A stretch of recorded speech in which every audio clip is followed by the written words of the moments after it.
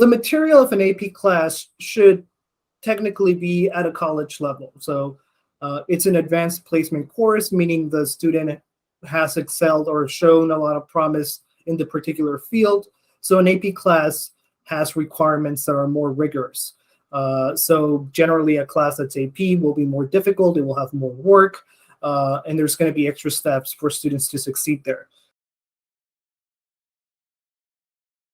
They're good. So AP courses, of course, being more rigorous, they're great training for college courses.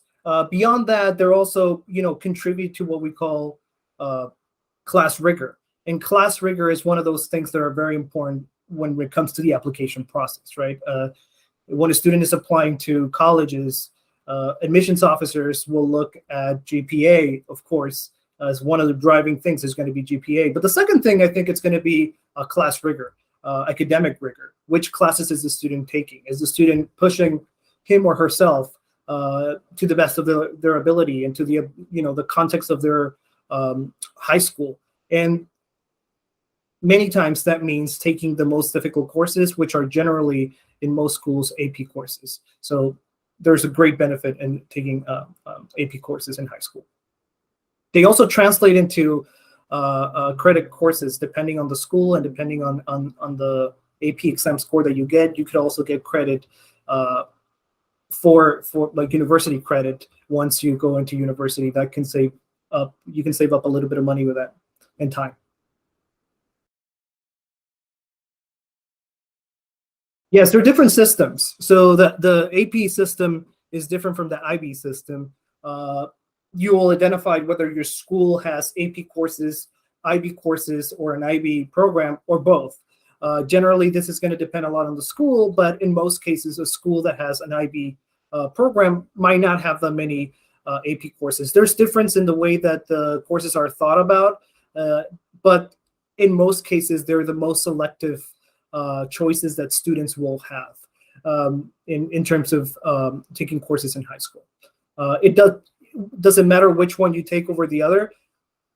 It depends. So I think you could have a lot of AP courses and no IB courses, but your school doesn't offer an IB curriculum. It won't matter at all. If your school offers an IB curriculum and some AP courses, I would suggest, of course, take the IB curriculum, and then maybe if you can bring in some of the AP courses as well. It depends a lot on the school. Some schools will allow students to choose AP courses from 9th grade based on their interests. So the very typical 9th grade courses are going to be AP Human Geography, maybe AP Computer Science Principles, and sometimes many high schools will allow a student to just take AP courses. Most high schools will have some kind of prerequisite or a test to get into an AP course, or maybe a recommendation process to get into an AP course, or proven mastery over a course in maybe 9th grade or 10th grade. But it really depends on the school. Some schools will not allow students to take AP courses until 11th grade, others 9th grade. So it really depends on the school. But what it is true, generally you have to show a lot of academic promise and some kind of mastery over the same field of study or a similar field of study. AP exams are exams that are not administered by the school. These are exams that you take. They're on a scale of 1 to 5, and they're going to test the level of mastery that you have over the AP curriculum. So even if you have an A in your AP US History class, and you take the AP exam, that doesn't guarantee that you're going to get a 5. So it's really important to study for those exams, and they're quite important for a couple of reasons. One, they are the standard that universities will use to see how well you perform in an AP class. So if a student has an A and the AP exam you got a 2, well, there's a bit of a discrepancy there, and the school will rethink about how they evaluate your A in the course.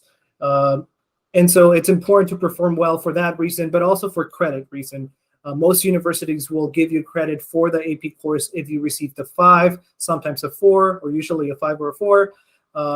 So for that reason, they're very important.